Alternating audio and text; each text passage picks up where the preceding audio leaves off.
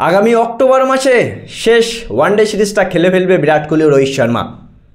বন্ধুরা, অস্ট্রেলিয়ার সাথে অক্টোবর মাসে যে ওয়ানডে সিরিজটা হতে যাচ্ছে, সেই ওয়ানডে সিরিজে রোহিত শর্মা ও বিরাট কোহলিকে শেষ সুযোগ দেবে গৌতম গম্ভীর ও বিসিসিআই। 2027 ওয়ানডে বিশ্বকাপকে মাথায় রেখে এই দুটো সিনিয়র খেলোয়াড়কে আর কনসিডার করতে চায় না গৌতম গম্ভীর ও বিসিসিআই, এমনটাই খবর শুনতে পাচ্ছি আমরা।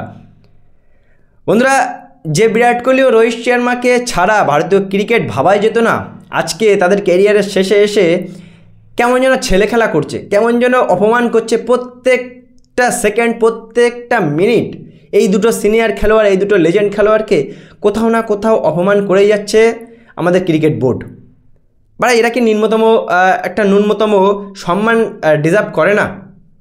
তোমরা বলছো যে লাস্ট সিরিজ খেলবে অক্টোবরে অস্ট্রেলিয়ার সাথে। ভাই, কি দরকার? এখনই বলে দাও না, টেস্ট ক্রিকেটের মতো, যে ভাই তোরা অবসর নিয়ে না, তোদের আর সুযোগ দেবো না, আমরা নতুন খেলোয়াড়দের সুযোগ দিচ্ছি।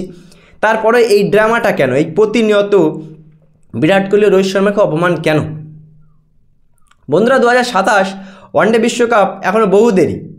না জানি ভারতীয় প্লেয়াররা কোন কোন প্লেয়ার সুযোগ পাবে, না জানি ওয়ানডে ক্রিকেট টিমের ক্যাপ্টেন কে হবে।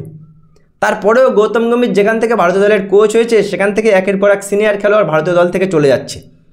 শুধুমাত্র জুনিয়রদের উপরে দায়িত্ব দিয়ে সিনিয়র খেলোয়াড়দের এমন করে অপমান করা ভারতীয় ক্রিকেটে কিন্তু নতুন না বন্ধুরা।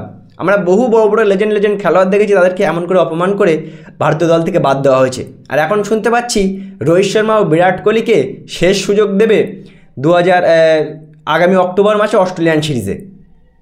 বন্ধুরা, কি বলবে?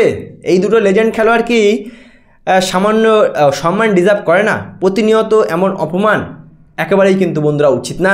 কি বলবে বন্ধুরা এই সম্পর্কে? অবশ্যই জানাবে কমেন্ট সেকশানে।